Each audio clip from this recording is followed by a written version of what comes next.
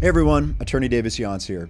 As you know, one of the things we do at Younts Law is work on records corrections and discharge upgrades for currently serving military members as well as veterans.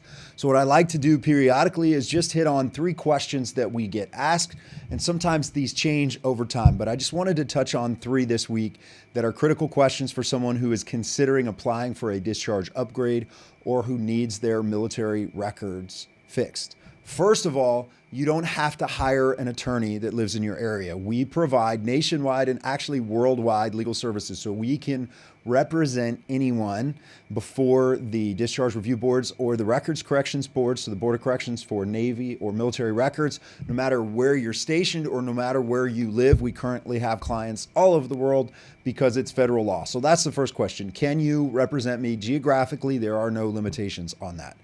The second question we get asked a lot is, should I apply or when should I apply to the board? So there's a couple things to keep in mind. This seems a little bit confusing, but that's because of the regulations and the instructions related to these boards. Sometimes I think they keep it confusing on purpose so that people are deterred from applying. So here's what you need to know. If you are seeking a correction, an error in your military record, particularly if you're still on active duty, technically you have 3 years to file, 3 years to submit an application to the board to get a correction. If you're outside of 3 years, then you have to ask for an exception and you have to say it's in the interest of justice to hear this case. Now, typically in the cases we have done, we've been able to overcome that 3-year statute of limitations and been able to submit and get successful results for folks who are outside of that 3-year window. But you have to use the right language. You have to approach it the right way to do that. So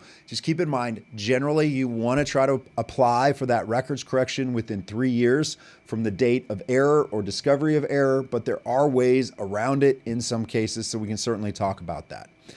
As far as discharge upgrades goes, this is where the math gets confusing. So if you are separated from the military and it's not the result of a general court-martial, you have 15 years from the date of separation to apply, and for that first 15-year period, you have to apply to the Discharge Review Board. Remember, there's 2 boards for each branch of service, the Board of Corrections and the Discharge Review Board. So you, within 15 years from date of separation, you have to apply to the Discharge Review Board. The advantage to that is you get 2 bites at the apple in front of the Discharge Review Board because you can apply in writing, and then if you're not successful, you can appear and ask for a personal appearance. Now, the thing to keep in mind is, what if you are outside of 15 years or you were discharged as a result of a general court-martial? In that case, if it's been 15 years or it was a result of a general court-martial, you are likely going to have to apply to the Board of Corrections for military records. And you say, wait, Davis, you said I only have 3 years to apply to the Board of Corrections. That's right. You only have 3 years to apply to the Board of Corrections, but you can't apply to the Board of Corrections for a discharge upgrade until 15 years have gone by, because before that you have to apply to the Discharge Review Board. That's where I said this is confusing. The bottom line is this: if you really need something fixed in your record because you're still on active duty or you're about to retire, you really want to know, keep that 3-year window in mind. If you're already out of the service and you're looking at upgrading a discharge, think first about that 15-year window. After that, you can go straight to the Board of Corrections. But again, it's always best to file within that first 15 years. Again, there's some limitations on that, but generally you want to file within that first 15 years so you can get this right. So those are the first 2 questions. The third question is, what are my chances of success before the Discharge Review Board or the Board of Corrections for military records? What are my chances of winning and getting relief from those boards? So there's a couple things to think about that. Of course, every case is different, but there are certain factors that help. So the board's going to be looking at what they call propriety, which is legal error. They're going to be looking at equity, which is fundamental notions of fairness and justice.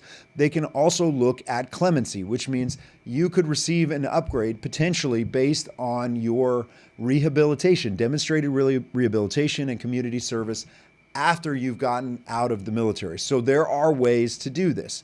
Now, generally speaking, there are factors that increase your chances of winning. One of those is your records. What records do you have? How can we build a case? What evidence can we present to the board to overcome their standard and prove that the military got this wrong? The other thing to keep in mind when it comes to your case is the better presentation you make to the board. In other words, the better personal statement you have written, the better legal memo you have that outlines the legal errors that occurred and put it in the language that the board speaks, those things increase your chances. So I will tell you, the bad news in these cases is that overall, the majority of cases are denied. In other words, whether you hire an attorney or not, your chances of winning are typically well under 50% statistically. That's the big picture statistic. Again, there are things we can do to increase your chances of being successful, but it's important that you know that going into this process, because you have to evaluate what you're going to invest in doing this right. And again, there are many other factors we'll be happy to go over with you that could increase your chances of victory. We are seeing a promising trend when it comes to overall relief for discharge upgrades and Board of Corrections cases. Generally speaking, over the last few years, there's been a positive trend line with more cases getting relief. So anyway, if you have questions about this process, please feel free to reach out to us. Caleb or I will be happy to speak with you, give you some options, and talk about what it would look like to have us represent you before the Discharge Review Board or the Board of Corrections for Military Records. Thanks for watching. Please follow us online and take care.